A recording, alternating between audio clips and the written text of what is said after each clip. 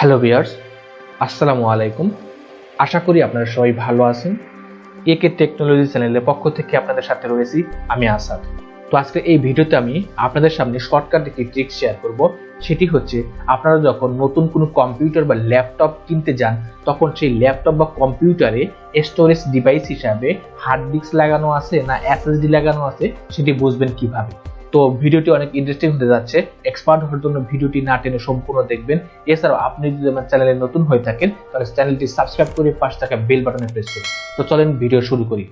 তো আপনাদের কম্পিউটারে এসএসডি নাকি হার্ড ডিস্ক লাগানো আছে সেটি বুঝতে গেলে আপনাদের কিছু কমান্ড প্রয়োগ করতে হবে। তো সেই কমান্ডটি হচ্ছে আপনারা কিবোর্ড থেকে উইন্ডো বাটন চেপে ধরে আর প্রেস করবেন। তো উইন্ডো বাটন চেপে ধরে আর প্রেস করার পর আমি দেখতে পাচ্ছি আমার রান কমান্ডটা কিন্তু চলে আসছে। তো এখন এই ওপেনের জায়গা অর্থাৎ এই বক্সের ভিতরে আমাদের কিছু কমান্ড লিখতে হবে, অর্থাৎ কিছু টেক্সট লিখতে হবে।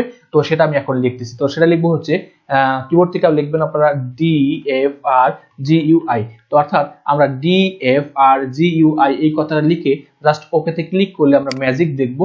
এখানে আপনারা দেখতে পাচ্ছেন আমার কিন্তু চলে আসছে ড্রাইভটা, অর্থাৎ এখানে কিন্তু আমাদের সলিড স্টেট ড্রাইভ অর্থাৎ SSD কিন্তু দেওয়া আছে। অর্থাৎ আমি যে আমার ল্যাপটপটা ব্যবহার করতেছি সেটা কিন্তু শুধুমাত্র এসএসডি লাগানো আছে, এখানে কিন্তু আমি হার্ড ডিস্ক ইউজ করতেছি না। তো আপনারা যদি আপনাদের কম্পিউটারে হার্ড ডিস্ক বা এসএসডি ব্যবহার করেন তার সেক্ষেত্রে কিন্তু এখানে দুটাই কিন্তু শো করবে, আপনাদের হার্ড ডিস্কও শো করবে আবার এখানে এসএসডিও কিন্তু শো করবে। তো এইভাবে কিন্তু আপনারা যখন নতুন কোনো কম্পিউটার কিনতে যাবেন তখন কিন্তু এই আপনাদের কম্পিউটারে হার্ড ডিস্ক লাগানো আছে না এসএসডি লাগানো আছে সেটা কিন্তু দেখেই কিন্তু আপনারা কি করতে পারবেন, ক্রয় করতে পারবেন।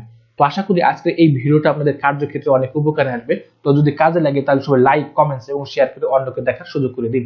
তো আজকের মতো ক্লাস এই পর্যন্ত। সবাই ভালো থাকবেন, সুস্থ থাকবেন। খোদা হাফেজ।